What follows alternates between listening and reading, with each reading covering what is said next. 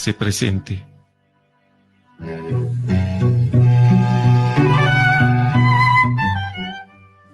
Ecos de la noche, puros y de misterio.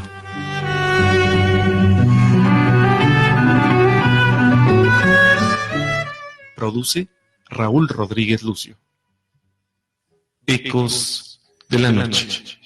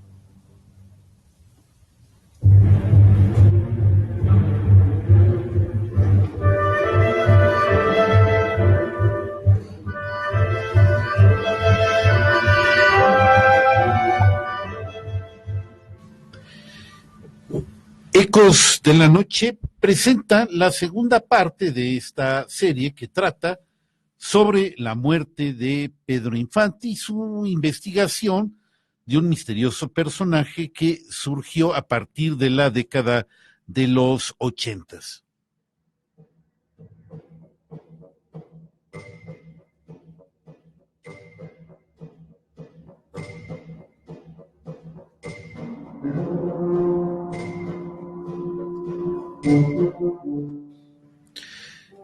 En cabina de controles se encuentra Juan Manuel Flores y en el panel estaremos Gerardo Sánchez y les habla un servidor, Raúl Rodríguez Lucio. Nuestro teléfono en cabina 1-92-12-93.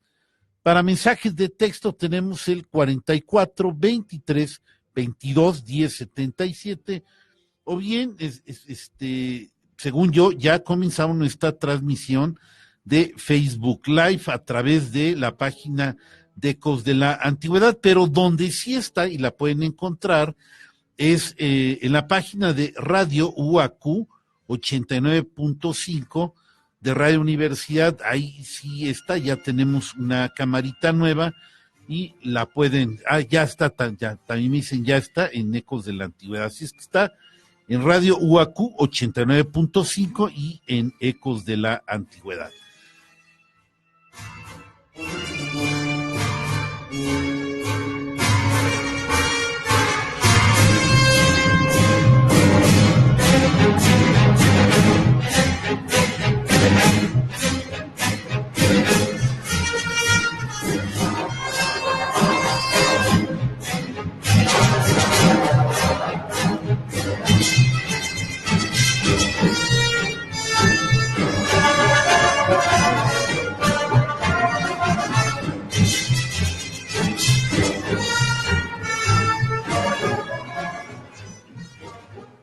Amigos míos, ¿qué tal? ¿Cómo están? Muy buenas noches. Les damos la más cordial bienvenida. Y estamos estrenando camarita aquí que ya por fin la radio ha puesto y ya no estamos metiendo nuestros celulares para tratar de jalar la señal para ustedes. Esperamos sus comentarios, a ver cómo ven esta nueva tecnología que aquí tenemos. Y le repito, lo pueden jalar directamente a través de la página de Radio UAQ 89.5, que es de Radio Universidad, o bien ya estamos compartiendo también en Ecos de la Antigüedad. Saludo a mi compañero Gerardo, ¿qué tal? ¿Cómo estás? Muy buenas noches. Hoy tenemos ya la segunda parte de esta serie acerca de la muerte de Pedro Infante. Y mientras más platicado esté y mejor, yo creo que queda contundentemente afirmado que sí murió ese 15 de abril de 1957. ¿Qué tal? ¿Cómo estás? ¿Qué tal, Raúl? Gracias por la invitación. Muy buenas noches. Como siempre, cumpliendo una saga más de Ecos de la Noche, todos los martes, en el horario de 11 de la noche a las 0 horas del siguiente día. Saludamos en cabina ya a Juan Manuel Flores, que está muy pendiente de nosotros, muy agradecido, que está apoyándonos en los controles técnicos. Tenemos aquí un gran invitado de lujo, el señor Mauro Rivera, que nos acompaña después de un buen rato. Aquí se le puede ver. Sí. Y a todos ustedes que nos escuchan ahí atrás en sus aparatos receptores y que están escuchándonos, puede que estén en su trabajo, que estén en su casa, descansando, haciendo quizás alguna tarea y estén con nosotros escuchándonos. Bueno, pues ya diste las vías de comunicación, que es el teléfono en cabina donde el señor Juan Manuel les va a tomar sus recados, que es el 192-1293, o también está la manera de comunicarse vía texto o WhatsApp al 442-322-1077. Y también la otra vía, que es donde ustedes nos pueden ver, es por medio de la página de siempre de Ecos de la Antigüedad, o también por la página de la radio UAQ 89.5 de la Universidad Autónoma de Querétaro. También por ahí nos pueden ver. Ahora sí que estamos estrenando la camarita nosotros en el programa. Y bueno, estamos transmitiendo desde el mítico Cerro de las Campanas, cerro insignia de las polifacultades de la Universidad Queretana. Y bueno, vamos a hablar de la segunda parte. Estamos hablando, la primera hablamos de sucesos, de cómo fue que se inició ese fatídico lunes, y hoy vamos a hablar del resultado de ese lunes 15 de abril de 1957. Así es. Sí, ya con más detalle y haciendo un resumen para ver cómo ocurre ese accidente en Mérida, Yucatán. Pero es que la verdad sí hay muchos datos interesantes, no, hombre, que el común pues no lo conocíamos. Ahora que nos hemos puesto a investigar, Raúl y yo, pues bueno, sí hemos sacado datos que son muy interesantes. Así es, amigos. Bueno, vámonos a ir a nuestra primera participación musical con Pedro Infante. Aquí se las tenemos y enseguida comenzamos.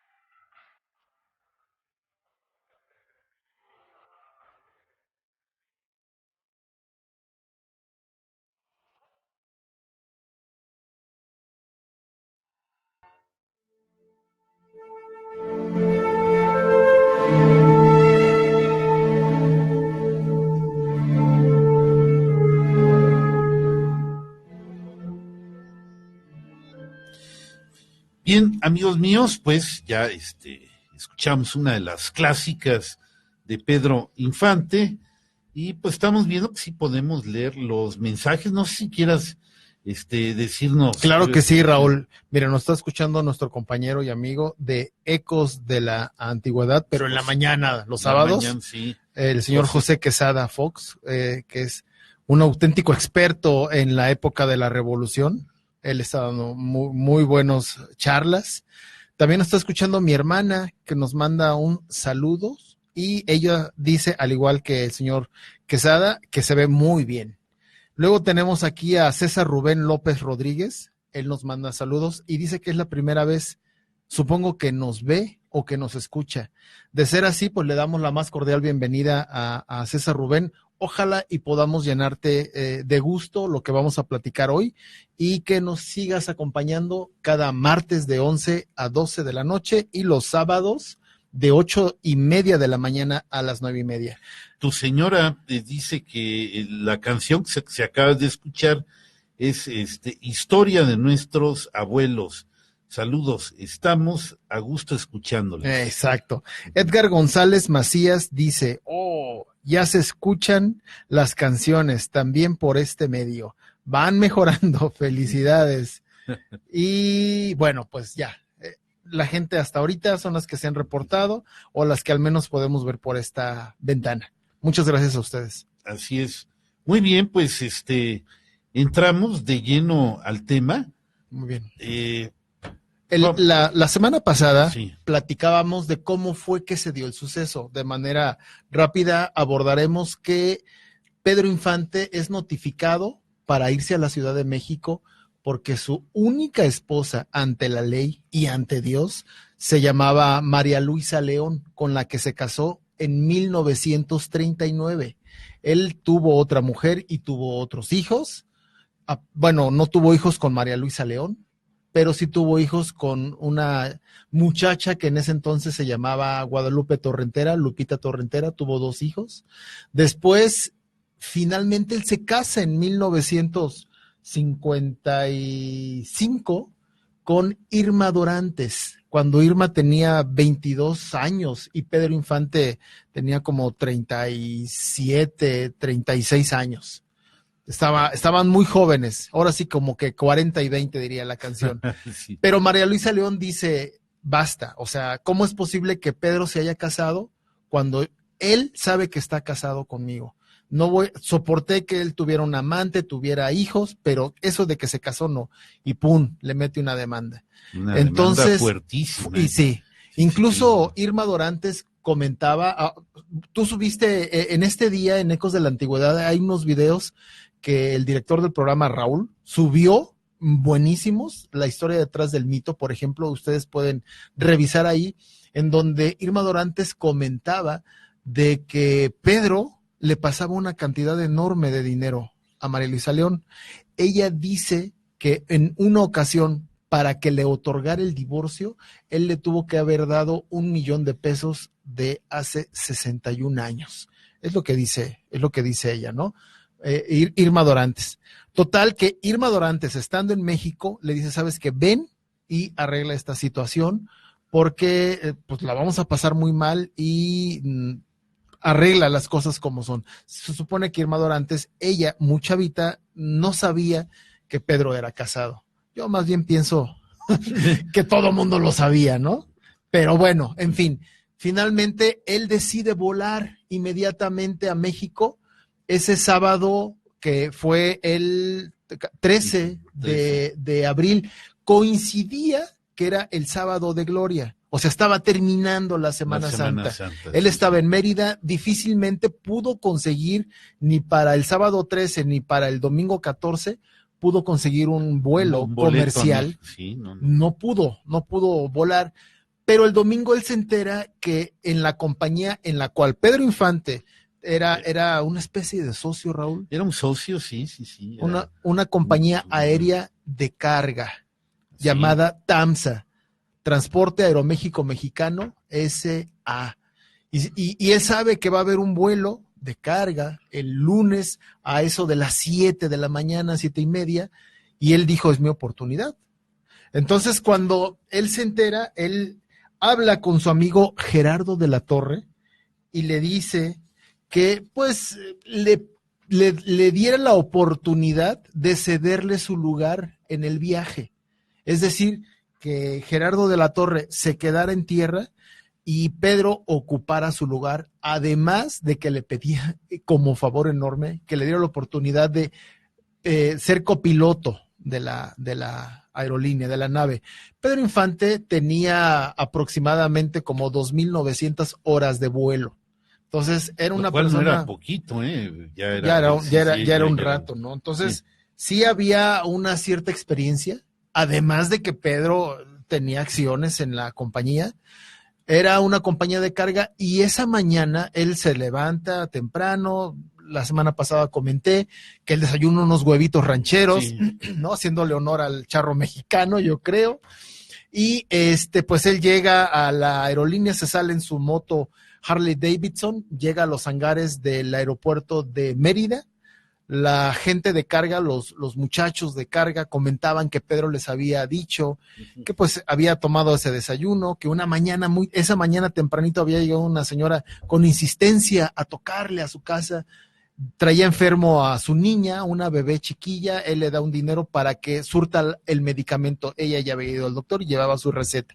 Llegó y Pedro comentaban de que subió a inspeccionar la nave y vio que la mercancía no estaba, las cajas o lo que llevaban, no estaba muy sujeta a la nave.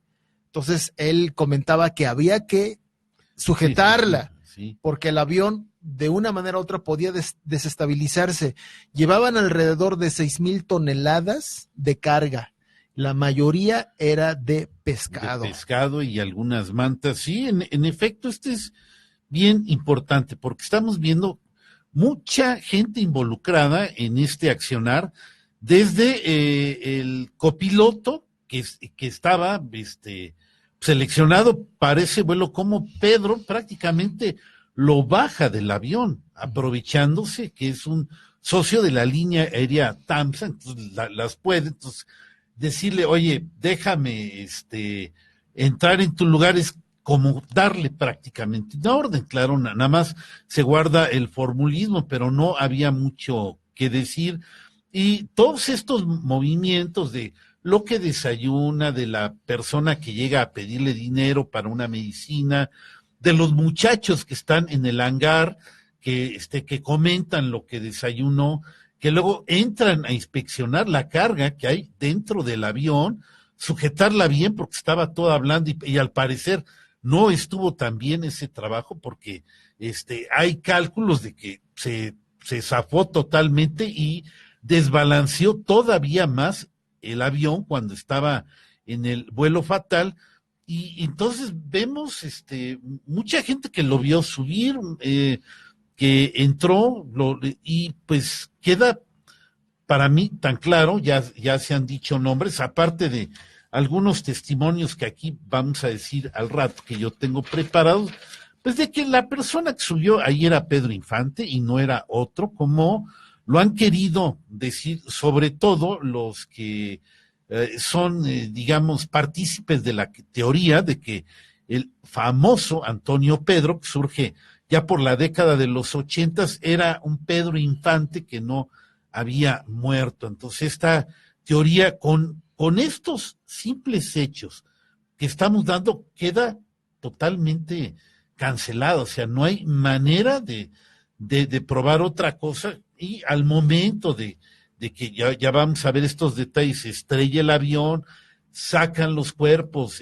quienes están, lo reconocen por la esclava que está en la mano y la placa de platino que está en el cráneo. Son dos hechos, son fundamentales. En fin, todo esto deja, para mí no deja lugares a dudas, pero bueno. Que sí, yo creo que en algún momento que terminemos esta saga, sí le debemos a la gente que nos escucha una explicación y quizás un programa completo acerca de Antonio Pedro y tanto los que están a favor y la mayoría que está en contra de esta teoría, ¿no? Pero sí, bueno. Si el programa anterior dimos muy rápido en qué consistían esas teorías, de cómo pudo haber sido, pero bueno, la vamos a explicar un poco más detalladamente. Aquí también nos está escuchando Carol Sánchez, nos da buenas noches, nos manda saludos. César Rubén López nos comenta, es la primera vez que los veo aquí en Face, porque yo soy seguidor de Ecos de la Antigüedad los sábados en la mañana, dice.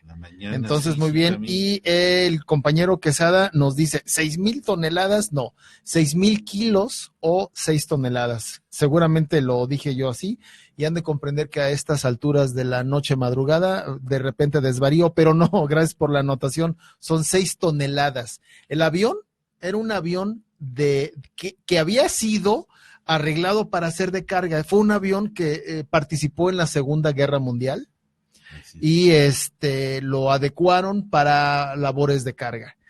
El avión tenía hasta para llevar 10 toneladas de carga, sí. pero no iba a su capacidad total.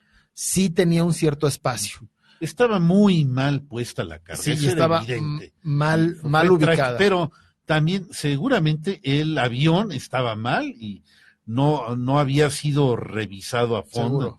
Seguro. A eso de las 7:35 de la mañana, este avión despega con el piloto de la nave, que habíamos dicho que se llamaba, aquí tengo el dato, que lo tienes allá a la mano. Ya lo deberíamos de saber. Era el capitán Víctor Manuel Vidal Lorca. Exactamente. Y el mecánico era Marciano Bautista Escárcega, que eran los que completaban la tripulación, y Pedro había tomado el puesto de copiloto. Él era el capitán Cruz. Muy bien, el capitán Cruz, así se hacía llamar en sus bitácoras.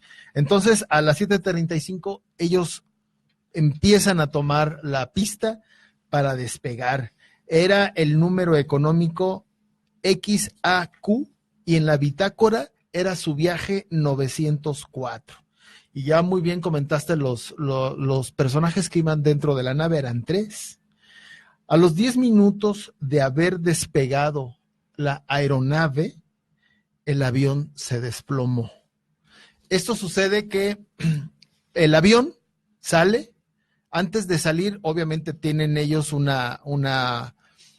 verifican que los instrumentos de vuelo y sus alerones y los motores estén funcionando, esté cargado de combustible, y empiezan ellos a tomar vuelo. Lo que sí creemos por algún video que Raúl nos compartió hace rato en la página de Ecos, en el Face, que sí lo deberían de ver, hay una simulación de la tragedia, una simulación en computadora de la tragedia, como en ¿no? tercera dimensión, como en estilo AutoCAD. Como si fuera así eso, o si fuera Pixar, ¿no? Algo no tan Pixar, pero está muy bueno. Sí, está muy bien. Y ahí nos comenta que no habían agarrado suficiente altura, estando todavía dentro de la ciudad de Mérida.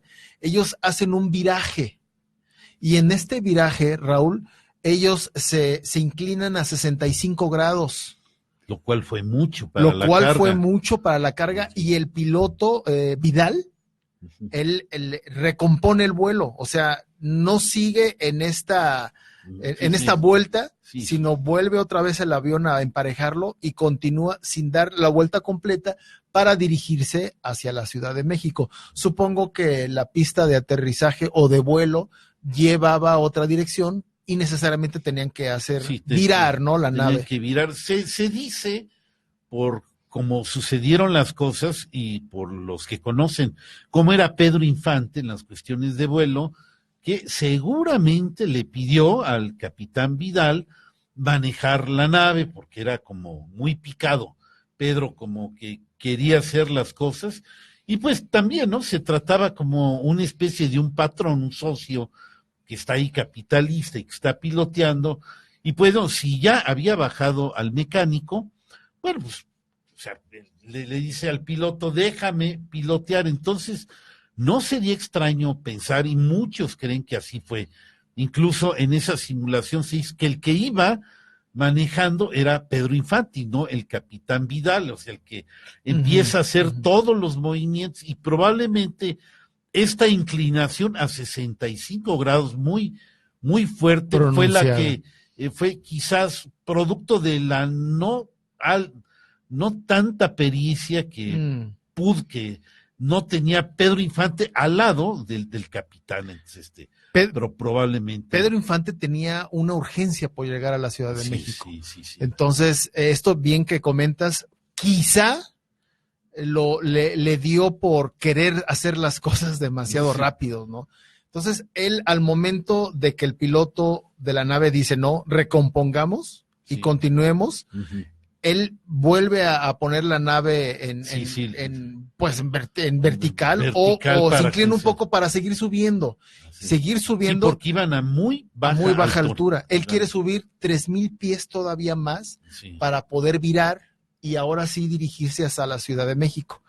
Sube un poco más y vuelven en ese momento a girar, a virar, casi en la misma inclinación, cuando se supone, porque pues no sé, Raúl, en todo lo que yo estudié, nunca hablaron de alguna caja negra. Igual y en su momento no lo existía, pero se cree y se supone que todo lo que llevaban de amarres de la mercancía se debió de haber desatado. Obviamente se corrieron las cajas y esto hizo que el avión Sí, se se desestabilizara. Sí, mira, al parecer hubo este problema de la carga, pero falla mecánica también. Queda constancia de que, al parecer, Pedro Infante habla a la torre de control de Mérida pidiendo permiso de regresar y volver a aterrizar, pues que ya se habían dado cuenta a los pocos minutos de que estaban en graves problemas y era necesario regresar, y entonces les dicen que todas las pistas estaban disponibles, que no hay ningún problema, que regresen y tienen el permiso. Y tienen que regresar porque de los 4 motores, uno falló, Raúl. Sí. O sea, la situación sí se puso difícil, sí se puso complicado, tan es así de que Pedro llama y pide el permiso. O sea, a tanta prisa que él tenía, él se da cuenta que la situación es grave, de amarillo a rojo. Sí. Entonces, en esta virada de que ellos intentan y pierden un motor y las cajas, los amarres que llevaban se sueltan, el avión entonces se destabiliza y viene cayendo. Lo que la gente cree, porque los que vieron cómo cayó el avión, la gente cree que no iban a llegar, ya venían desplomándose, y lo que ellos imaginaron entre el piloto y Pedro era inclinar la nave completamente de nariz exactamente hacia abajo para que cayera en un ángulo de 90 grados, por así decirlo. Que hay gente que dice eso, porque si hubiese caído el avión como de aterrizar o como de planear, sí, se hubiera arrasado. Se lleva 2 colonias. Se lleva 2 colonias. Es lo que la gente dice. Oye, fíjate que el tiempo está volando, estamos a la mitad. Tenemos, está Susana Resendi Rubio, muchos saludos, nos manda muchas gracias al panel. Y bueno, pues vámonos. Está mi compadre Vicente Lugo Carpintero, que nos está viendo allá en Tasco, Guerrero. Perfecto. Saludos para ti, compadre. Buenas noches. Muy bien, amigos, pues vámonos a la identificación de nuestra emisora y pues daremos otra melodía de Pedro Infante e iniciamos la segunda parte.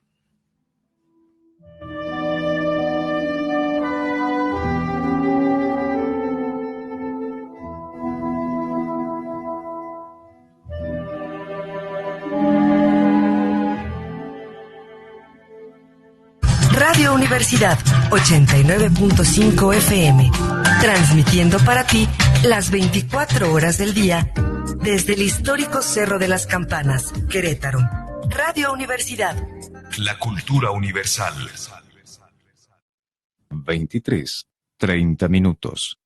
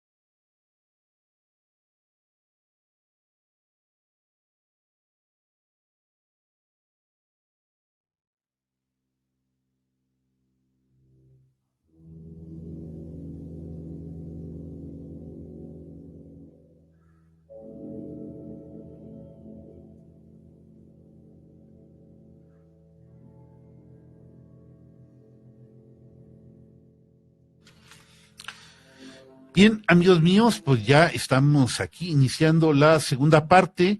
Les ofrezco nuestros teléfonos en cabina 1-92-12-93, para mensajes de texto 44-23-22-10-77, o bien aquí los que están viendo por Facebook Live a través de la página Ecos de la Antigüedad y de Radio WAC 89.5. Entonces, bueno, también ahí nos pueden mandar saludos, hacer preguntas. En fin, estamos ya en el momento en que vemos que al parecer piloto y copiloto deciden mejor clavarse para hacer el menor daño posible, en vez de tratar de planear para salvarse. O sea, sus prioridades al parecer fueron que no hubiera muchos daños, y pues parece que se logró, ¿no? Murieron en efecto los tres integrantes de la nave, claro, sí. Y de manera inmediata. Uh-huh. Y también murieron dos personas más, un chango y un perro. No, y los que estaban en las casas. Sí, dos personas más. Muchacho, una muchacha que estaba lavando, sí. Y vio caer la nave, no pudo hacer nada. El impacto, el golpe de la aeronave, sí, más el calor, el fuego, sí, porque fue una bomba lo que explotó. Así es, sí. La calcina y la mata, y otro muchachito de 14 años que estaba en una calle contigua, bueno, pues también muere. Okay. Finalmente, ante todo este suceso, llegó el médico legista de nombre Benjamín Góngora. Pasado un ratito, identificó el cuerpo de Pedro Infante, a lo que ya dijiste, gracias a una esclava de oro que estaba en el brazo mutilado, muy cerca de un cuerpo. Este cuerpo tenía una columna deshecha por múltiples fracturas, el cráneo deshecho, piernas y brazos mutilados. Sí. A efectos de calcinación, el cuerpo, que sugiere que fue el de Pedro, se redujo a 77 centímetros cuando se decía que él medía 1,72, 73 aproximadamente, y un peso de 22 kilogramos. Se encontraron en este suceso dos brazos entrelazados, Raúl. Se cree y se estima que uno era del amigo de Pedro, así es, es decir, el piloto, y otro era el brazo de Pedro, que al ver lo inminente se trenzaron los brazos, pues sí, deseándose mejor vida, ¿no? Deseándose las mejores de las suertes. Así es, sí. Tras la identificación de los restos de Pedro Infante, el cadáver fue llevado a la funeraria Pérez Rodríguez de Mérida, donde se le colocó en una hielera antes de ir al Hospital Durán, donde fue embalsamado. La hija del capitán Vidal ajá, comenta y cree y está muy segura que restos del capitán Vidal se fueron con Pedro, y restos de Pedro se fueron con el capitán Vidal, porque estuvo irreconocible. Yo por ahí en Google vi una foto sin censura, y sí está, es imposible. Sí, imposible saber. Y sí se ve el tronco, o sea, no se ve un cuerpo completo, sino se ve la parte del tórax, el tronco, y incluso sin cabeza completa. A ver, yo ahorita voy a leer algunos testimonios que reservé aquí, y no sé si mientras tú les puedas enseñar ahí algo a los que están viendo en Facebook Live. Voy a leer primero, para que nos escuchen, un testimonio de María García, que estuvo ahí en los rescates. Nos cuenta lo siguiente, dice: yo tenía 20 años de edad y me acuerdo perfecto todo lo sucedido. Nadie lo podía creer. Fue una cosa espantosa. Un amigo mío que recién acaba de fallecer se ofreció a ayudar a sacar los cuerpos de los difuntos y envolverlos en sábanas blancas. Pues, imagínense cómo que estuvieron sacando así varias partes de cuerpos, todo envuelto en sábanas blancas. Él me contó que se ofreció a ayudar y me dijo: voy a ayudar a sacar a Pedro Infante. En su mente tiene presente cómo encontraron al cantante el que te ha dado esa mujer. Cuando jalaron el cuerpo de Pedro, iba todo destrozado, con los brazos arrancados, la cabeza también. Fue muy horrible esa escena. A él lo reconocieron porque llevaba su esclava de oro puesta. Tengo también otro testimonio que es de Rubén Canto Sosa.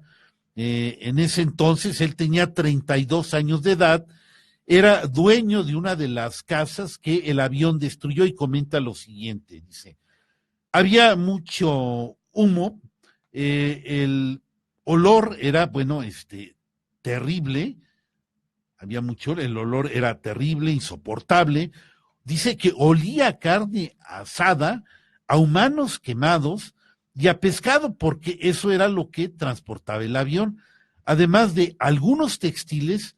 Había mucha gente en el solar de mi casa, un solar inmensamente grande donde cayó el avión.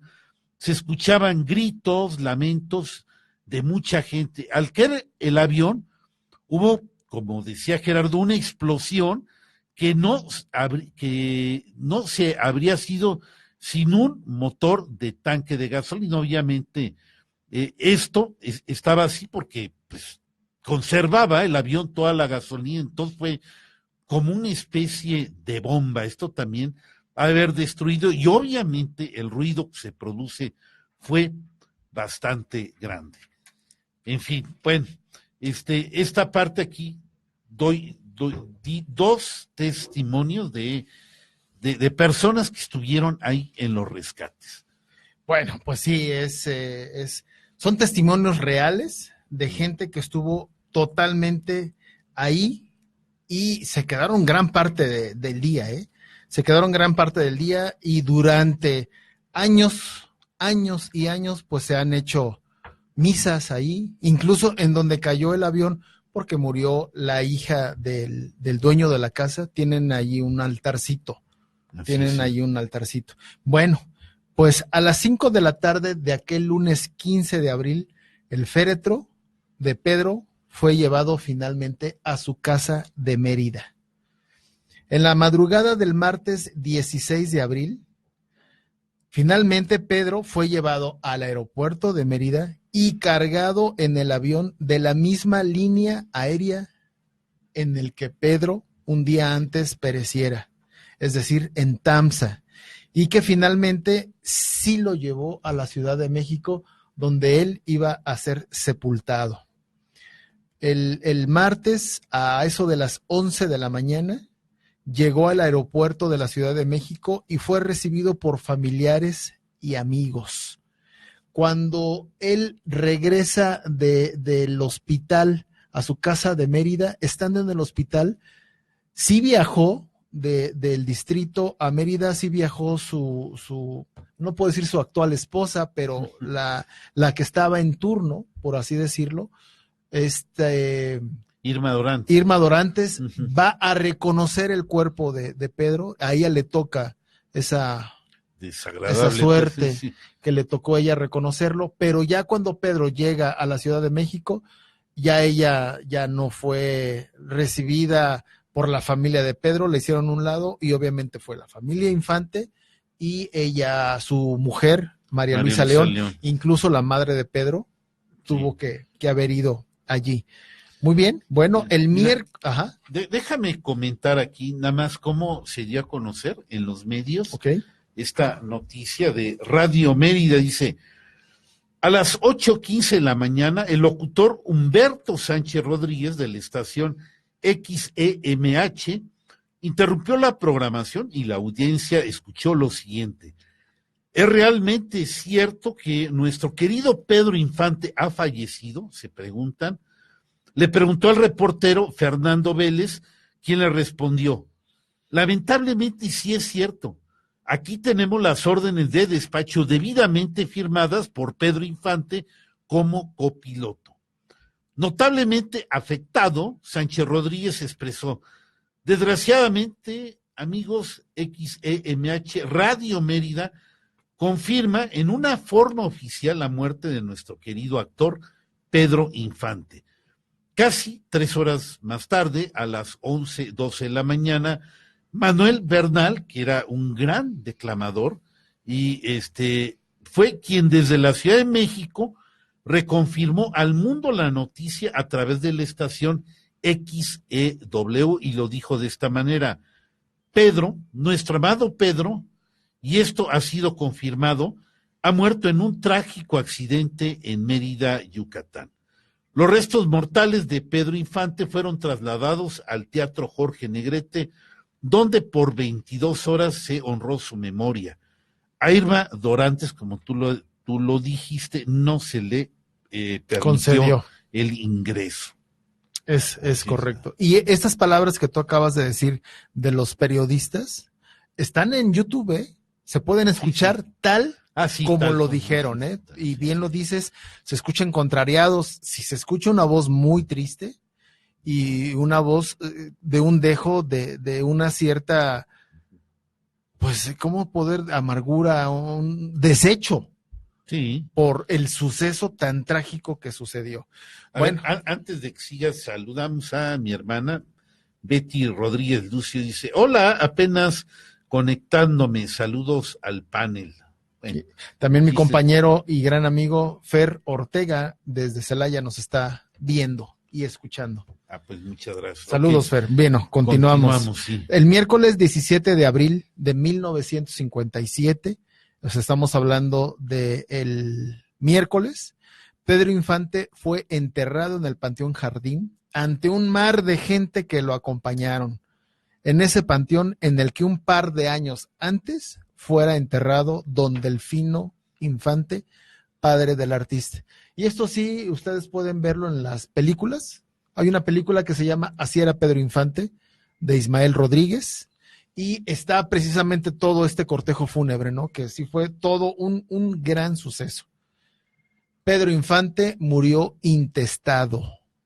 Qué barbaridad. Legalmente, 39 años de edad. Imagínate. Legalmente fue un proceso larguísimo y finalmente de los millones que ganaba, no quedó nada para nadie. Todos los que han pasado por esta etapa penosa de que un ser querido se nos va y muere intestado, digamos el padre o la madre, y los bienes que se han conseguido, es un proceso un poco largo para poder recuperarse los bienes, ¿no? Entre los hijos, los deudos, pues. Aquí había mucho dinero de por medio, Raúl. Sí, por supuesto. Y los ganones tienen nombre y apellido, ¿eh? Más tarde lo diremos. Sí. La Casa de Mérida se le quedó a su administrador, Ruperto Pérez. Solo un par de años, ya que en 1959 se lo vendió a Alonso García para convertirla en un hotel. En el 2004, el inmueble totalmente deteriorado fue rematado en 3 millones a Juvencio Sosa y hoy se llama Hotel Boulevard Pedro Infante. Su casa, que estaba camino a Toluca, fue abandonada por muchísimos años, hasta que en los 80s fue vendido por sucesión testamentaria a una empresa transnacional. Esta, a su vez, la demolió para realizar una nueva construcción a conveniencia de sus intereses. Sí, mira, aquí tengo el recado, dice: creo que esa muerte en el avión fue fingida, como la de Juan Gabriel. Años después salió Antonio Pedro.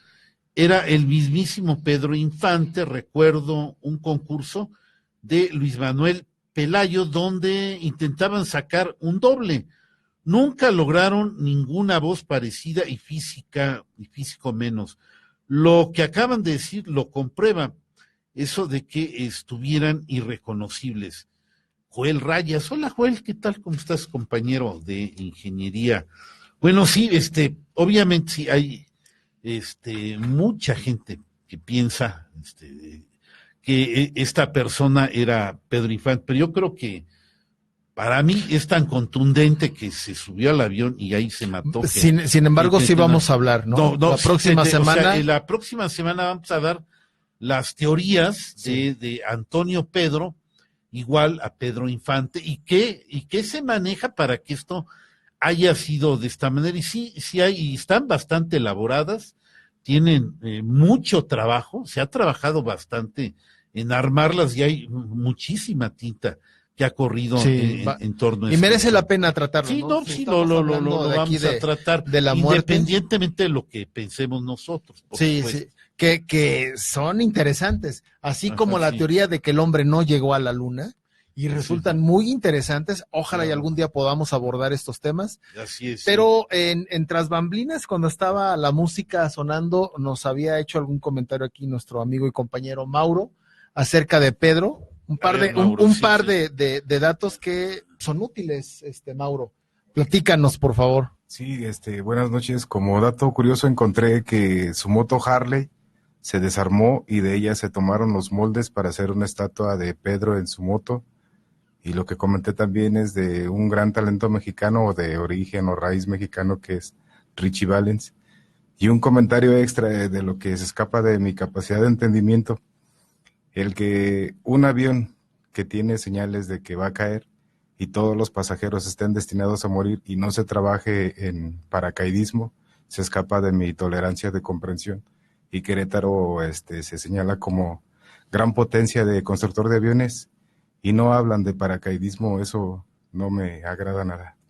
Sí, imagínate en aquel tiempo. Oye, Richie Valens y Pedro Infante se mataron más o menos al mismo tiempo, no recuerdo. Creo que fue en el 59, lo de ellos. Lo de Richie Valens, fueron par de 3 años después. Fueron 3, Fueron 3 en la avioneta de Richie Valens. De Richie Valens. Sí, no pero puedo ¿en qué ubicar año 3? Murió Richie Valens ahí.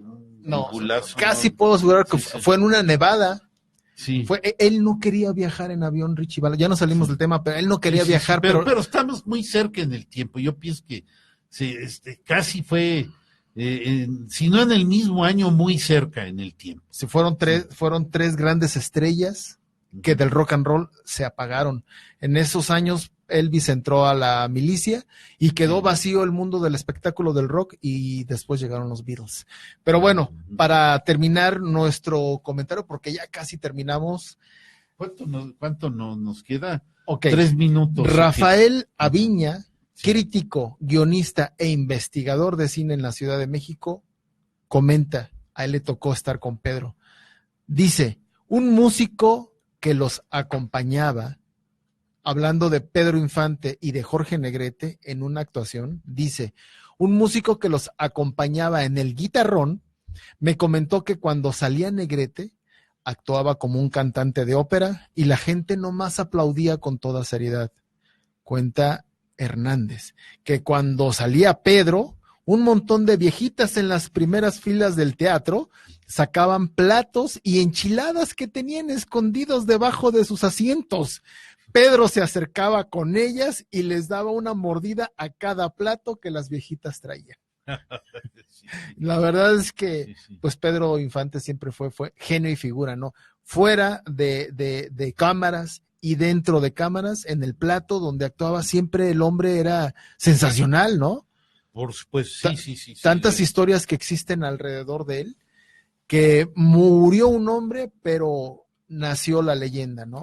Así es, y bueno, ya nada más para rematar y preparar lo del siguiente programa, ya ahora sí abordaremos este personaje que aparece desde ese año 1957 a 1983, salvo por ahí un detalle que hubo con Chespirito, que se aventó un programa que hay que ver, así como que haciendo ver que no murió, pero no es sino hasta 1983 cuando aparece este misterioso personaje, Antonio Pedro, que empieza a cantar, que realmente se le puede seguir una pista y que muchos han creído o creen que era el verdadero Pedro Infante. Pero bueno, ya el tiempo se nos ha terminado.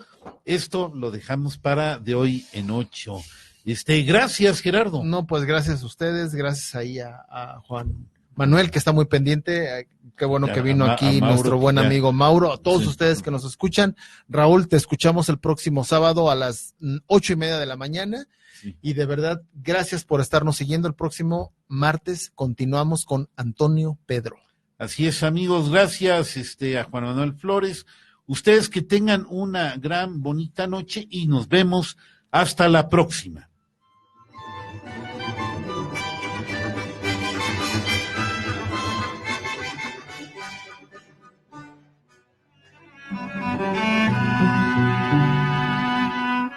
Cuando la ciudad calla, el eco se hace presente.